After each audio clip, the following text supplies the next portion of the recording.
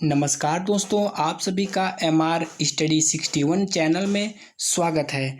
आज हम लेकर आए हैं टॉप 15 क्वेश्चन जो कि परीक्षाओं के लिए बहुत महत्वपूर्ण है। देखते हैं आप 15 में से कितना सही और कितना गलत करते हैं। पहला क्वेश्चन है, वायुमंडल में मुख्यतः कुल कितनी परतें होती हैं? तो ऑप्शन दिया है 2 परत, 5 परत, 6, 3 परत और 4 परतें।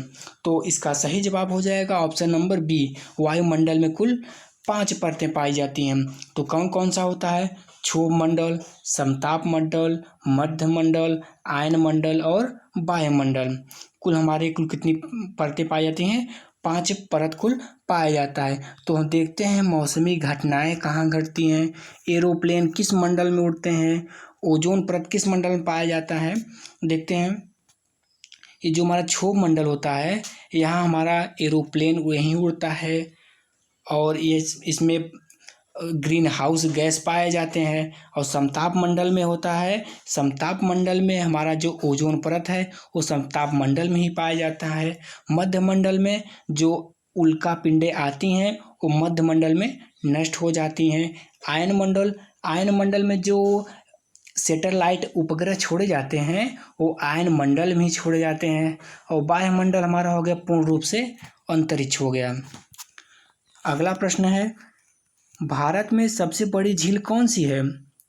तो ऑप्शन दिया है चिल्का झील, लोकटक झील, सांभर झील, डल झील।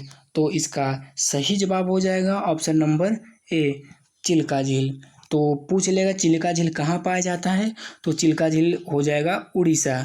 अगर पूछ लेगा लोकटक झील कहाँ पाया जाता है, तो लोकटक झील हो जाएगा मणिपुर। पूछ लेगा सांभर झील कहाँ पाया जाता है, तो सांभर झील राजस्थान। डल झील कहाँ पाया जाता है, जम्मू एंड कश्मीर में। देखते हैं भारत की प्रमुख झीलें। भारत की सबसे बड़ी झील कहाँ पाई जाती है? चिल्का झील उड़ीसा में है, ये अभी आपने पढ़ लिया।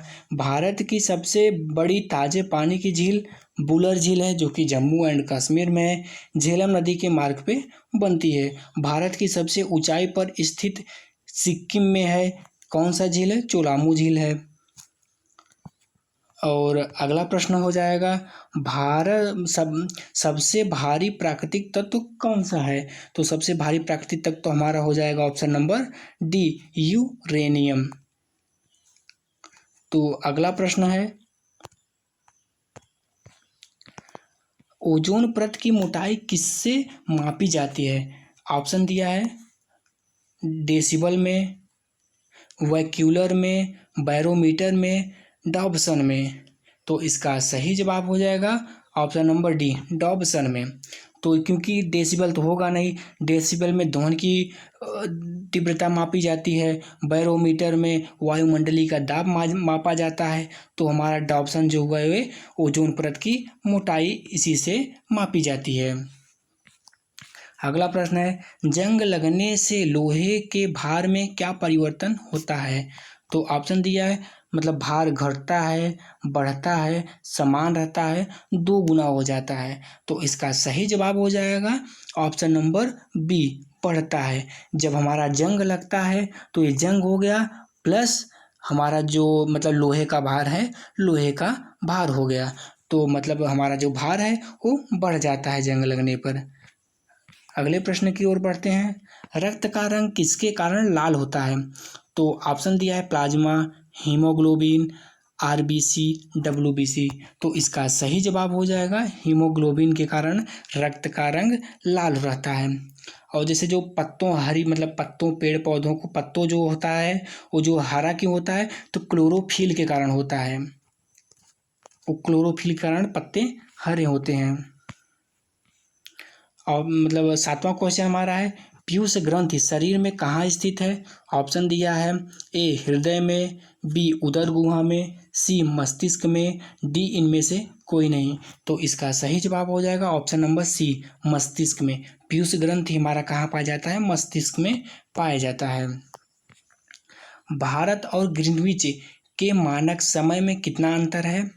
ऑप्शन है 4 घंटा 30 मिनट, 2 घंटे 45 मिनट, 5 घंटा 30 मिनट, तो 3 घंटा 10 मिनट। तो पहले समझते हैं ये भारत और ग्रीनविच से मानक समय कितना है। तो जैसे जो हमारा पृथ्वी है 82.5 डिग्री पर झुकी हुई है, तो जो हमारा ग्रीनविच लैंड है और जो देशांतर का समय बताया जाता है वो 15-15 डिग्री पर खींचा गया है। तो हमारा 15 डिग्री जो है वो 60 मिनट के बराबर होता है। 15 डिग्री बराबर 60 मिनट होता है। तो 1 डिग्री बराबर हमारा हो जाएगा 4 मिनट। 1 डिग्री बराबर कितना हो गया हमारा 4 मिनट। तो हमारा कितना है 82.5 है। 82.5 डिग्री पर कितना है 82.5 डिग्री पर है। तो 82.5 × 4 तो कितना हमारा मिनट आ जाएगा 330 मिनट आ गया हमारा। 330 मिनट आ गया। तो हम 330 मिनट में अगर हम 60 से भाग दे देंगे तो हमारा घंटा में आ जाएगा। इस 0 0 से कट गया तो 6×5 = 30 हो गया। 5 घंटा 30 मिनट आ गया हमारा। तो इसका राइट आंसर हो जाएगा ऑप्शन नंबर सी। अगला प्रश्न है, ये दर्शाया गया है 82.5 डिग्री पूर्वी देशांतर को माना गया है। 5.5 घंटा मिनट आगे है। मतलब जो हमारा ग्रीनविच है यहाँ से मतलब 0 डिग्री खींचा गया है। तो यहाँ हमारा कितना है इस 82.5 डिग्री पूर्व की ओर है, मतलब बढ़ेगा। अगर यहाँ पीछे की ओर जाएंगे तो समय घटेगा। जैसे यहाँ 12 बज रहा है तो यहाँ 1 बजेगा, 2 3 4 ऐसे बजेगा। और यहाँ जो पश्चिम की ओर गया है यहाँ 11 हो जाएगा, 10 हो जाएगा। जैसे हम पश्चिम की ओर जाएंगे वो समय हमारा घटता रहेगा। प्रश्न है, रेडियो धार्मिक तत्व उत्सर्जन करता है। रेडियो धर्मी तत्व उत्सर्जन करता है। ऑप्शन दिया है अल्फा, बीटा, गामा और उपयुक्त में से सभी। तो इसका सही जवाब हो जाएगा ऑप्शन नंबर डी। जो है रेडियो धार्मिकता तत्व उत्सर्जन करता है वो तीनों करता है। अल्फा भी करता है, बीटा, गामा तीनों करता है। तो इसका सही जवाब हो जाएगा ऑप्शन नंबर डी। अगला क्वेश्चन है, किसी ट्रांसफार्मर में क्या संभव नहीं है। ऑप्शन दिया है भंवर धारा, प्रत्यावर्ती धारा, प्रेरित धारा, दिष्ट धारा। तो इसका सही जवाब हो जाएगा ऑप्शन नंबर डी, दिष्ट धारा। अगला प्रश्न है, मुलायम धातुएं जिन्हें आसानी से चाकू से काटा जा सकता है। मतलब ऐसा कौन सा धातु है जिन्हें आसानी से चाकू से काटा जा सकता है। तो ऑप्शन दिया है पारद तथा जस्ता, सोडियम तथा पोटेशियम, सोडियम तथा टीन, पोटेशियम तथा जस्ता। तो इसका सही जवाब हो जाएगा ऑप्शन नंबर बी, सोडियम तथा पोटेशियम। सोडियम तथा पोटेशियम को आसानी से हम चाकू द्वारा काट सकते हैं। अगला प्रश्न है, पहाड़ पर चढ़ता आदमी आगे की तरफ झुकने का कारण क्या है। इसका कहने का मतलब है अगर कोई व्यक्ति पहाड़ पर चढ़ता है तो आगे की तरफ झुक जाता है। तो इसका कारण क्या है। ऑप्शन दे दिया है फिसलन से बचने के लिए, गति बढ़ाने के लिए, थकान घटाने के लिए, स्थिरता बढ़ाने के लिए। तो इसका सही जवाब हो जाएगा ऑप्शन नंबर डी, स्थिरता बढ़ाने के लिए। स्थिरता बढ़ाने के लिए हम पहाड़ पर चढ़ते वक्त झुक जाते हैं। अगला प्रश्न है, जमीन पर गिरी फुटबॉल के उछलन का कारण क्या है। तो ऑप्शन दिया है वह रबर से बने होते हैं, वह खोखला होता है, वह हल्का और वायु प्रतिरोध को पार कर सकता है, डी अपनी प्रत्यास्था गुण के कारण। तो इसका सही आंसर हो जाएगा ऑप्शन नंबर डी, अपनी प्रत्यास्था गुण के कारण फुटबॉल जमीन पर उछलता है। पोलियो तथा चेचक की बीमारी के होने का कारण क्या है। ऑप्शन जीवाणु, कवक, विषाणु, कीड़े। तो इसका सही जवाब हो जाएगा विषाणु।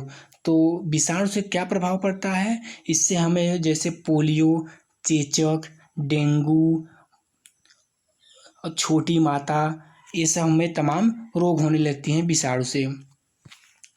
अगला प्रश्न है, काली मौत किसे कहते हैं। काली मौत किसे कहते हैं, ये क्वेश्चन परीक्षा में कई बार पूछा गया है। ऑप्शन है कैंसर, प्लेग, एड्स, गोनोरिया।